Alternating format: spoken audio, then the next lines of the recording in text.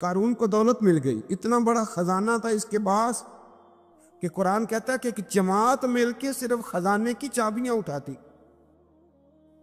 یعنی یہ معاذ اللہ کوئی گپ نہیں، یہ قرآن مجید نے بیان فرمایا کہ ایک جماعت مل کے صرف خزانے کی. تو حضرت سیدنا موسیٰ علیہ السلام نے کہا زکوٰۃ دو. زکوٰۃ کے معاملے میں لوگ حیل و حجت سے کام لیتے، غریب ہو جاتے. اس کو کہا زکوٰۃ دو تو کہنے لگا آپ کی تو میرے مال پہ نظر ہے. اب نے فرمایا تو بڑا بیوقوف ہے، مال تجھے اللہ نے دیا ہے نا، تو اللہ کے رستے میں دے. یہ کام ذرا مشکل ہے کہ اس کو بار بار کہا تو اس نے نہ بجائے اس کے کہ وہ مال دیتا، اس نے حضرت موسیٰ پہ الزام لگا دیا. ایک عورت کو تیار کر کے لایا. یہ الزاموں والا کیس سنتے آ رہے ہیں آپ کہاں تک؟ حضرت یوسف پہ بھی لگا، جناب مریم پہ بھی لگا، حضرت سیدنا موسیٰ کلیم پہ بھی لگا، اور حضرت عیسیٰ پہ بھی. سارے ہوئے نا الزامات. آپ کیا بات کرتے ہیں؟ الزام لگانا، بہتان ترازی کرنا، اور ہمارے یہاں اچھی بات دل سے پھیلتی ہے، بری خبر وہ جلدی پھیل جاتی. ایک عورت کو تیار کر کے لایا معاذ اللہ تعالیٰ حضرت موسیٰ پر الزام لگانے کے لیے. اور جب وہ بی بی آپ کے سامنے لا کے کھڑی کی تو حضرت موسیٰ نے جلال فرمایا تجھے قسم ہے اللہ کی عزت کی، سچ سچ بتا معاملہ کیا ہے. تو وہ خاتون کانپنے لگی، کہنے لگی میں موسیٰ کلیم کے سامنے کیسے کھڑی ہو سکتی، مجھے تو اس نے پیسے دے کے تیار کیا، مجھے اس نے مجھے پیسے دے کے تیار کیا، اور بڑی اس نے مجھے تکلیف دی ہے. یہ جب کہا تو حضرت موسیٰ علیہ السلام رونے لگے کہ تو سارا کچھ کرتا پر میری سفید چادر پہ داغ تو نہ لگانے کی کوشش کر. آپ رونے لگے. آپ یقین کریں لوگ تکلیف دیتے ہیں بعضوں کا، ایسی بات کرتے ہیں جس کا کوئی وجود نہیں ہوتا. تو یہ کچھ لوگ کر دیتے ہیں لیکن وہ سمجھتے نہیں. کہتے ہیں آپ حوصلہ کریں، آپ درویش ہیں. حضرت موسیٰ سے بڑا درویش کون ہوگا؟ کلیم تھے نا اللہ کے، بڑا جگرا ہے نا. لیکن رو پڑے، کہنے لگے تجھے ایسا نہیں کرنا چاہیے. کہنے لگے اللہ اب اسے سزا دے. تو رب کریم نے اس کے سارے ساز و سامان سمیت اسے زمین میں دھنسا دیا. وہ زمین میں غرق ہو گیا اپنے خزانے سمیت. امام اعظم ابو حنیفہ رحمۃ اللہ تعالیٰ علیہ کچھ لوگ حسد کرنے لگے تو ایک عورت ایک دفعہ آ گئی، کہنے لگی کوئی مسئلہ پوچھنا ہے. یہ بڑا کٹھن سا معاملہ ہوتا ہے، جو آدمی جو کام کر رہا ہوتا ہے وہی روپ دھار لیتے. مسئلہ کچھ نہیں، اندر آئی تو باہر سے شور ہو گیا. لوگ آ گئے، کوتوال کو بلا لیا، معاذ اللہ امام صاحب کے پاس بی بی ہے، جیل میں لے گئے، سویرے فیصلہ کریں گے. رات کو نا ساری رات امام اعظم نے نماز پڑھی، ساری رات، اور کہنے لگے اللہ اب تو میں بوڑھا ہو گیا، اس حال میں اب ان سوالوں کا جواب دوں گا. وہ عورت بھی ساتھ بند تھی، اس عمر میں ان سوالوں کے جواب یار بڑا مشکل ہوتا ہے. اللہ اکبر. اس عمر میں امام صاحب رو رہے تھے تو اس عورت کا دل نرم ہو گیا. امام صاحب سے کہنے لگی مجھے غلطی ہو گئی، میں نے پیسے کسی سے پکڑ لیے تھے. حضور آپ تو اللہ کے نیک بندے. امام صاحب کہنے لگی اب ایک نیکی کر، کوتوال سے کہہ کہ مجھے کوئی تکلیف ہے تو میں دوا کھا کے واپس آ جاؤں گا. تو وہ کوتوال تو پہلے ملا ہوا تھا، اس نے اس کو کہا کہ مجھے کوئی تکلیف ہے میں گھر جاتی ہوں، دوا کھا کے واپس. امام صاحب نے سمجھا دیا. وہ گئی تو جو برقع اس نے پہنا ہوا تھا نا نقاب ساری عورتیں، وہ جا کے نا اس نے امام صاحب کی بیوی کو دیا. امام صاحب نے اس کو سمجھا کے بھیجا تھا. وہ برقع گھر لے گئی اور جا کے زوجہ کو ساری بات سنائی. وہ دوائی کھانے گھر چلی گئی اور زوجہ برقع پہن کے تھانے آ گئی. سویرے قاضی کے سامنے بھیج ہوئے تو کہنے لگا جی آپ اتنے بزرگ ہو کے عالم ہو کے بیوی کے ساتھ اکیلے.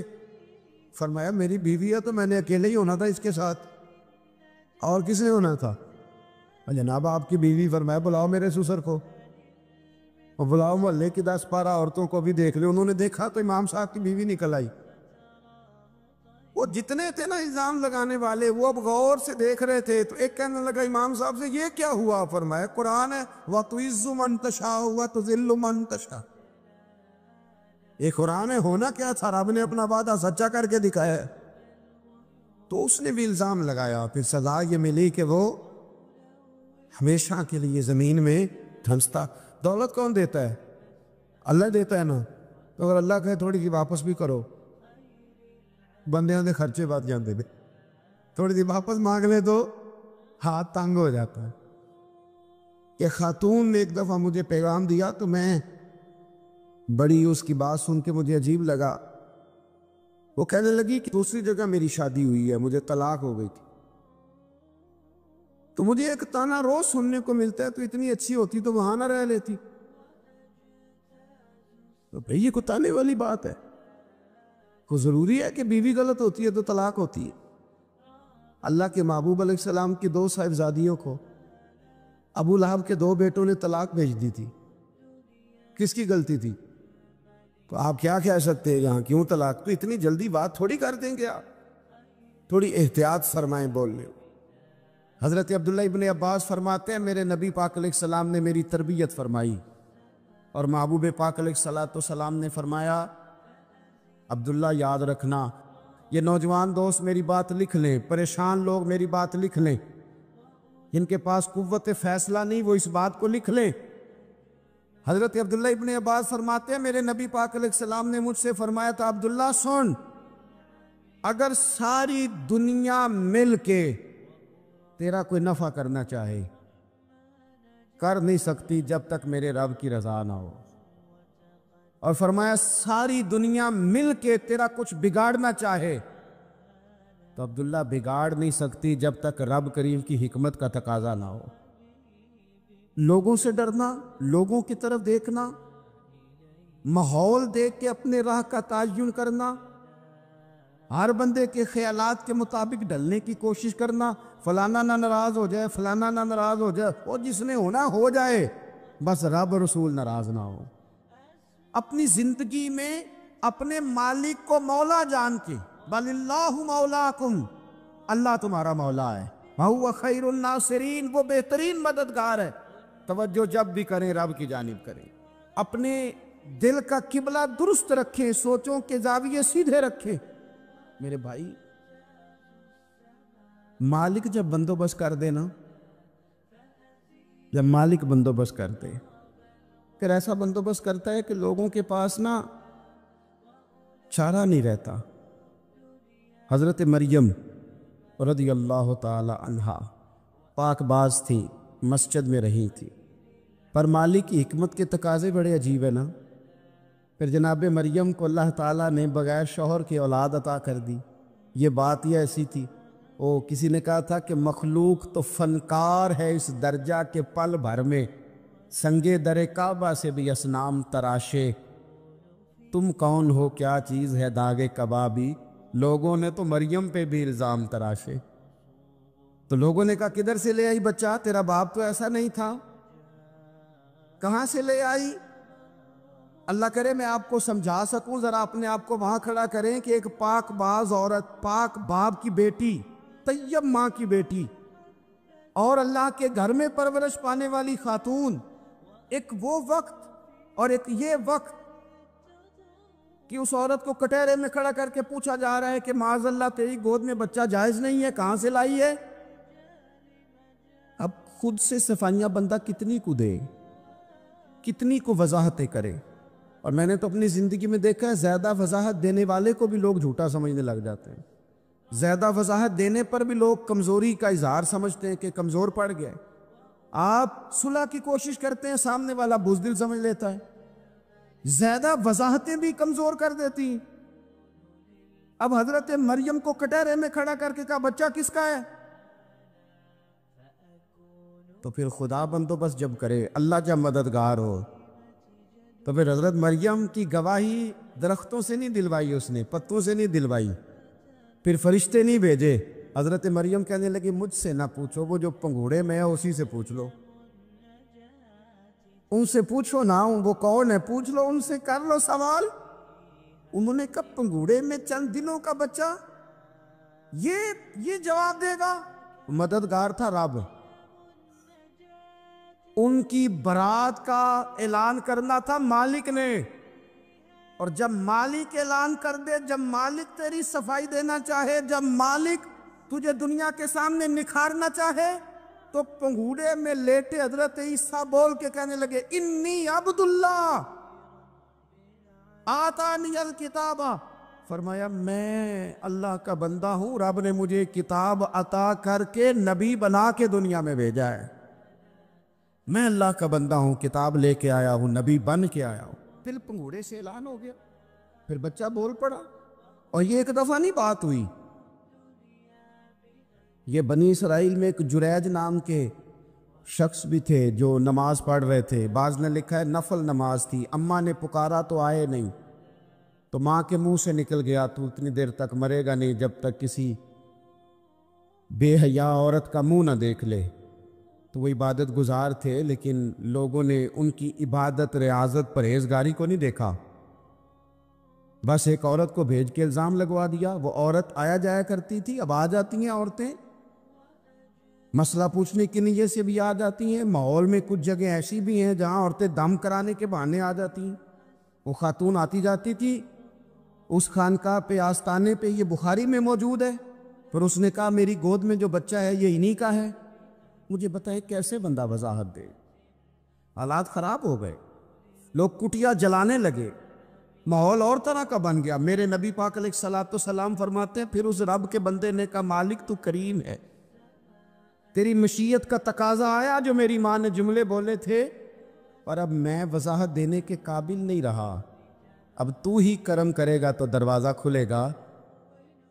تو وہ چند دنوں کا بچہ پنگوڑے میں بول کے کہنے لگا میں اس درویش کا نہیں، میں تو فلانے چرواہے کا بچہ ہوں، وہ جو بکریاں چراتا ہے۔ رب کی مدد کو پکاریں، اپنے ساتھ اپنے مالک کی مدد کو شامل کریں، تھوڑے رزق پر بھی گزارا اچھا ہونے لگ جائے گا۔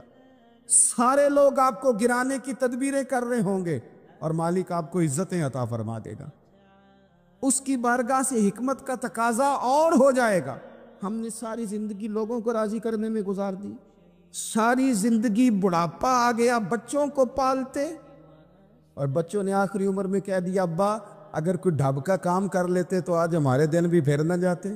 ساری زندگی گزار دی بہن بھائیوں کو راضی کرنے میں، ساری زندگی گزار دی ذمہ داریاں اٹھانے میں، ان کو 99 دفعہ دیا، ایک دفعہ نہیں دیا تو انہوں نے کہہ دیا تو نے تو کبھی دیا ہی نہیں، تو تھا ہی نہیں۔ ساری زندگی محلے داروں، علاقے والوں کو راضی کرنے میں گزار دی۔ اور میں نے ایسے لوگ بھی دیکھے دین کے لیے وقت گزارا، لیکن جب بڑھاپے میں دانت کام نہ کرتے تھے تو وقت کے مفتیوں کو بھی مسجدوں کی کمیٹیوں نے کہہ دیا اب آپ کی سمجھ نہیں آتی، ہم نے خطیب کو یور رکھنا ہے، نہ دیکھو دنیا کی طرف، دنیا رلا دیتی ہے، نہ راضی کرو بندوں کو، بندے تھکا دیتے ہیں، نہ پیچھے بھاگو ہر وقت دنیا داروں کے، یہ انسان کو کمزور کر دیتے ہیں۔ وہ تو کریم ہی بڑا ہے، 2 آنسو زمین پر بعد میں گرتے ہیں، بندے کے گناہ سارے پہلے معاف فرما دیتا ہے۔ اللہ کی مدد کا حصول، اپنے مالک کی مدد کی طرف بڑھنا، آپ کو بدر کی جنگ بھی یہی درس دے گی، آپ کو احد کا میدان بھی یہی سبق دے گا، فتح مکہ بھی یہی سبق دے گا۔ میرے دوستو جب رب مدد فرمائے، جب اللہ مددگار بنے، دوستوں سے ایک بات اکثر کرتا ہوں، میں کہتا ہوں کہ جتنے درد سے آپ امیر کو اپنی کہانی سناتے ہیں نا، اور جس طرح آپ کے آنسو بات کرنے سے پہلے گر جاتے ہیں کہ غریب ہیں، بچیاں ہیں، کاروبار نہیں، او میرے سنگیو، اس سے آدھے آنسو اپنے رب کی بارگاہ میں بکھیرو، اس کے حضور عرض گزار ہو جاؤ، اس سے طلب کرو۔ ایک وقت انسان پر زندگی میں ایسا آتا ہے کہ اسے یوں محسوس ہوتا ہے کہ میرا سایہ بھی ذرا سا پیچھے ہٹ گیا ہے، اسے یوں لگتا ہے کہ میں کسی سہارے پہ ہاتھ ڈالتا ہوں تو وہ بھاگ جاتا ہے مجھ سے، لیکن مالک کی بارگاہ ایسی عظیم بارگاہ ہے، رب رسول کے آستانے اتنے بڑے ہیں کہ آپ جب وہاں کشکول طلب دراز کرتے ہیں تو جھولی پھیلانے میں دیر لگتی ہے، ان کو بھرنے میں تو کوئی دیر نہیں لگتی۔ ہم نے اپنا سوچ کا قبلہ ہی دنیا کو بنا لیا ہے، یہ جو اللہ والوں کی مدد ہے یہ تو ہے نہیں، اللہ ہی کی مدد ہے۔ لیکن یہ جو سیٹھوں کی طرف توجہ کرنا، نوابوں کی طرف توجہ کرنا، دنیا داروں کی طرف توجہ کرنا اور اپنا مزاج اس طرح کا بنا لینا، یارو گردن کو جھکا دیتا ہے خیرات کا پتھر، جہاں میں مانگنے والوں کے سر کبھی اونچے نہیں ہوتے۔ اور اقبال کہتے ہیں غیرت ہے بڑی چیز جہان تگ و دو میں، پہناتی ہے یہ فقر کو تاج سردارا۔ میں عرض کروں گا کہ اپنی آپ جب توجہ کا قبلہ اللہ رسول کو بنائیں گے تو رب فرماتے وَيَرْزُقْهُ مِنْ حَيْثُ لَا يَحْتَسِبُ، میں نہ تجھے وہاں سے رزق دوں گا جہاں سے کبھی تیرا گمان بھی نہیں گیا ہوگا، یہاں سے بھی مل سکتا ہے، تو نے سوچا بھی نہیں ہوگا۔ بخاری شریف میں حدیث ہے، حضرت جابر بن عبداللہ فرماتے ہیں نبی پاک صلی اللہ علیہ وسلم نے نا 300 لوگوں کا ایک لشکر روانہ کیا کسی مہم کے لیے، کسی جہاد کے لیے۔ حضرت ابو عبیدہ بن جراح رضی اللہ تعالیٰ عنہ امیر لشکر تھے۔ فرماتے غربت اتنی زیادہ تھی، بھوک اتنی زیادہ تھی کہ ایک ایک کھجور دن میں ایک وقت کھانے کو ملتی تھی، اور کچھ دن ایسے آئے کہ اب کھجور بھی نہیں مل رہی۔ فرماتے اتنی زیادہ بھوک لگی مجاہدین کو 300 بندہ پتے کھا کے گزارا ہونے لگے، یہ بخاری میں موجود ہے۔ آپ فرماتے کہ دریا کے کنارے ہمارا پڑاؤ تھا، ٹھہراؤ تھا، جب بھوک سے نڈھال ہو گئے نا وَيَرْزُقْهُ مِنْ حَيْثُ لَا يَحْتَسِبُ، اللہ وہاں سے روزی دیتا ہے، گمان بھی نہیں ہوتا۔ فرماتے ہیں ایک مچھلی اللہ تعالیٰ نے دریا کے کنارے بھیجی، فرماتے ہیں وہ تھی تو مچھلی پر پہاڑ جتنی تھی۔ بخاری میں لفظ ہیں، حضرت جابر بن عبداللہ رضی اللہ تعالیٰ عنہ فرماتے ہیں 300 آدمی 18 دن تک اس مچھلی کو کھاتے رہے، مچھلی ختم ہی نہیں ہوئی۔ مچھلیاں نہیں، مچھلی کہتے ہیں 18 دن 300 بندہ کھاتا رہا، مچھلی ختم ہی نہیں ہوئی۔ اور فرماتے ہیں کہ اس کی ہڈی نکال کے، کانٹا کہیں گے آپ اپنی زبان میں، کہتے ہیں وہ نکال کے نا تو اس کو کھڑا کیا نا جب، تو اونٹ کجاوے سمیت اس کے بیچ سے گزر جاتا تھا، 2 اس کے کانٹے جوڑے۔ فرماتے ہیں وہ اس کا گوشت ہم کھاتے تھے اور اس کی چربی بطور تیل کے ہم جسموں پہ ملتے تھے، بیماروں کو اس سے سکون آتا تھا، تندرستی شفا ہوتی۔ فرماتے ہیں ہم کھایا بھی ہم نے، اور کچھ لے کے ہم مدینے بھی گئے، اور قربان جائیں نبی پاک نے بھی اس میں سے کھایا۔ ہم نے عرض کی حضور یہ معاملہ کیا ہے، یہ ماجرا کیا ہے؟ تو محبوب نے فرمایا تمہارے پاس غذا نہیں تھی، رب نے تمہارے لیے بندوبست کیا ہے، اللہ نے تمہیں دیا ہے۔ مکان شروع کر لیا ایک صاحب نے، وہ مکان بنانے لگے، آپ وہ حساب لگا رہے ہیں، کہتے ہیں میرے پاس اتنے پیسے ہیں، اتنے میں نے فلانے دوست سے کہنا ہے اس نے دے دینے، اتنے فلانے رشتہ دار سے کہنا ہے اس نے دے دینے، اتنے فلانے سے کہنا ہے اس نے دے دینے۔ یہ ساری کاپی بنا کے مکان شروع کر لیا۔ جو روز کہتا تھا نا کوئی حکم ہو جاتے دسی، سب سے پہلے اس کو کہا میاں پیسے چاہیے دین، وہ کہندا ہو کل ہی منڈا ٹوریا ہے، کہدے تو پرسوں 10 داتے لب جانے سن۔ میں آپ کو اپنے تجربے کی بات بتا رہا ہوں۔ یہ لوگوں کا خیال ہوتا ہے نا کہ آپ سٹارٹ کریں فلانا کام، ہم آپ کے ساتھ ہیں، اللہ کا ہی کوئی نظام ہے، وہ بالکل بھی نہیں ساتھ ہوتے۔ لیکن ایسا نہیں ہے کہ کوئی ساتھ نہیں ہوتا، اللہ تعالیٰ بڑے اسباب پیدا کرتا ہے، وہاں سے دیتا ہے جہاں سے گمان بھی۔ ہمارا یہ ذہن بن جاتا ہے ہم ساری اپنے حساب سے چلتے، اتنے رشتہ داروں سے، اتنے کون آپ کے ساتھ چلے گا، سوال ہی نہیں پیدا ہوتا۔ یہ سارے کام چھوڑ کے سب سے پہلے 2 رکعتیں پڑھو، اپنے رب کی بارگاہ میں، رسول کائنات کی بارگاہ میں گزارشات اور استغاثے پیش کرو، وہاں سے خیر طلب کرو۔ دنیا دار کیا دیں گے، کیا دے سکتے ہیں، کیا حیثیت ہوتی ہے کسی؟ اللہ کہتا ہے وہاں سے دوں گا۔ تو جو اللہ مال دے وہ لینا چاہیے کہ رشتہ داروں کا مال دیکھنا چاہیے؟ جو اللہ دے وہ لینا چاہیے کہ سیٹھوں نوابوں کی جیبیں دیکھنی چاہیے؟ جو اللہ دے وہ قبول کرنا چاہیے یا دیکھنا چاہیے کون سا آدمی کہاں پہنچ گیا؟ چھوڑو، اپنی مٹی پہ چلنے کا سلیقہ سیکھو۔ کسی کے سنگ مرمر پہ چلو گے تو پھسل جاؤ گے۔ مدد اللہ سے چاہیں، اپنی توجہات کا مرکز رب رسول کی ذات پر بنائیں، پھر آپ محسوس کریں گے کہ بڑی جلدی اللہ تعالیٰ کی مدد آنے لگی ہے۔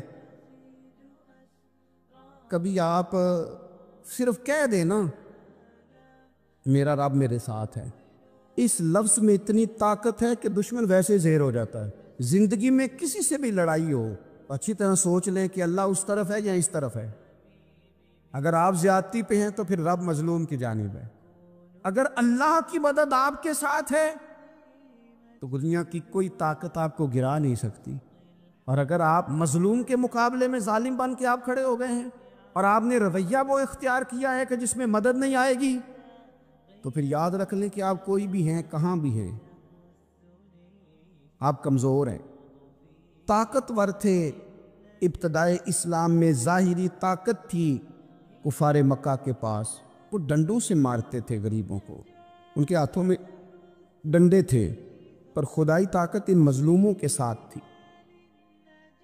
صاحب زرقانی نے لکھا ہے، حضرت زنیرہ رضی اللہ تعالیٰ عنہ ایک لونڈی ہے، غریب ہے، ماڑے دا کی کام محمد نس جانا یا رونا، غریب سادی بی بی اور لونڈی کنیزہ، ایک مشرک کی کنیزہ تھی، انہوں نے کلمہ پڑھ لیا، وہ ڈنڈوں سے مارتا، دروں سے مارتا، تکلیف دیتا۔ حضرت زنیرہ رضی اللہ تعالیٰ عنہ کو اتنا مارا، اتنا مارا۔ اب آپ ایک اور پہلو پر بھی غور کریں، مار بھی پڑ رہی ہے پر خدا ادھر ہی ہے، اللہ کی مدد ادھر ہی ہے۔ رب کہتا ہے کہ پہلے تو صبر کرنا، ان اللہ مع الصابرین، تو صبر کرے گا تو پھر رب کی معیت ملے گی، ذرا ٹھہرنا، تو تھوڑا ڈٹنا۔ ان الذین قالوا ربنا اللہ ثم استقاموا تتنزل علیہم الملائکہ، تو کہے اللہ میرا رب ہے، پھر تو پہلے ڈٹ، پہلے تو نے ڈٹنا ہے۔ ثم استقاموا، جو ڈٹ گیا، تتنزل علیہم الملائکہ، ڈٹنے والے کے لیے مدد آتی، پہلے تھوڑا ٹھہرنا پڑتا ہے، پہلے تھوڑا صبر کرنا پڑتا ہے، حوصلہ کرنا پڑتا، اس کے بعد مدد آتی۔ مار پڑ رہی ہے، مارا جا رہا ہے، حضرت زنیرہ کو ان کا مالک جو ہے ظاہری آقا وہ مار رہا ہے، یہ کنیزہ ہے، اتنا مارا، اتنا مارا، ان کی بینائی چلی گئی، نظر آنا بند ہو گیا۔ ابو جہل آیا اور کہنے لگا زنیرہ دیکھا نا ہمارے بت تیری آنکھیں لے گئے، معاذ اللہ، لات و منات ہمارے بتوں نے تجھے اندھا کر دیا۔ اب ایسا نہیں ہے کہ بی بی روتی جا رہی ہے، روتی جا رہی ہے، مایوسی مایوسی، معاذ اللہ، پریشانی، غریبی بڑی ہے، پوچھنے والا کوئی نہیں، یہ باتیں نہیں۔ کیا جملے ہیں خاتون کے، کیا لفظ ہیں۔ ابو جال نے تنزیہ کہا، معاذ اللہ، کہنے لگا دیکھا نا ہمارے بتوں نے تجھے اندھا کر دیا۔ تو جناب زنیرہ آنکھوں کی بینائی گئی ہے، رات کو گئی ہے، دکھ ابھی تازہ ہے، لیکن اللہ پہ جو توکل ہے، اپنے مالک سے جو رشتہ ہے وہ اتنا مضبوط ہے، اتنا طاقتور ہے، اس میں اتنی گہرائی ہے کہ حضرت زنیرہ بول کے نا اتنی قوت سے بولی، اتنی طاقت سے بولی کہ پورے کفر پر لرزہ طاری ہو گیا۔ فرمانے لگی تمہارے بتوں کی کیا اوقات ہے کہ وہ میری بینائی لے جائیں، یہ میری رب کی حکمت کا تقاضا ہے۔ جب تک اس نے چاہا زنیرہ دیکھتی رہی، اور جب اس نے چاہا زنیرہ کی آنکھوں کی بینائی چلی گئی، اور اگر وہ چاہے گا نا تو بینائی واپس بھی کر دے گا۔ اگر ہو ذوق یقین پیدا تو کٹ جاتی ہیں زنجیریں، اگر وہ چاہے گا تو بینائی آ بھی جائے گی۔ حضرت زنیرہ نے رات کو یہ لفظ کہے، ابو جال اور سارے کفار ڈر کے سن کے چلے گئے، آپ اطمینان سے آ کے بستر پہ سوئی۔ جب سویرے اٹھی تو اللہ نے آنکھوں کی روشنی واپس کر دی تھی۔